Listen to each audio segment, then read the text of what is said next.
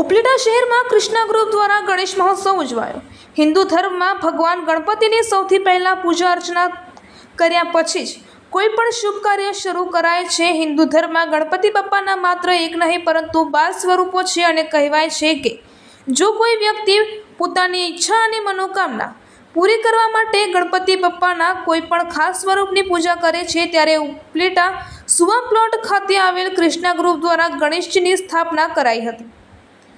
Krishna group દ્વારા ગણેશજીની મહાઆરતી દરરોજ કરાય છે તેમજ રોજ રાત્રે અલગ અલગ કાર્યક્રમ રાખવામાં આવે છે જેમાં રાસ ગરબા, રામધૂન, સત્યનારાયણ કથા તેમજ ધાર્મિક ઉત્સવો થાય છે। અહીં મોટી સંખ્યામાં ભક્તોની ભીડ જામે છે। રિપોર્ટર ભાવેશ ગોહિલ। હું ભાવેશ સુવા, કૃષ્ણા ગ્રુપ ઉપલેટા।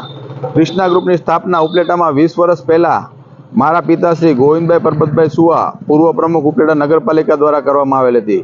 કૃષ્ણા ગ્રુપનો મુખ્ય ઉદ્દેશ અને હેતુ ઉપલેટાના હિન્દુ સમાજની એકતા, અખંડિતતા જળવાઈ રહે, સમરસતા જળવાઈ રહે, ઉચ્ચ નીચના ભેદભાવ વગર એટલા માટે કરવામાં આવેલી હતી અને કૃષ્ણા ગ્રુપ દ્વારા આવા વિવિધ ધાર્મિક ઉત્સવો ઉજવવાનું શરૂઆત કરેલી હતી। ઉપલેટામાં શરૂઆતમાં 17 વર્ષ પહેલાં અહીંયા આ જ જગ્યા પર ગણેશ ઉત્સવની સ્થાપના કરવામાં આવી। 17મું વર્ષ છે અમારા ગણેશ ઉત્સવનું।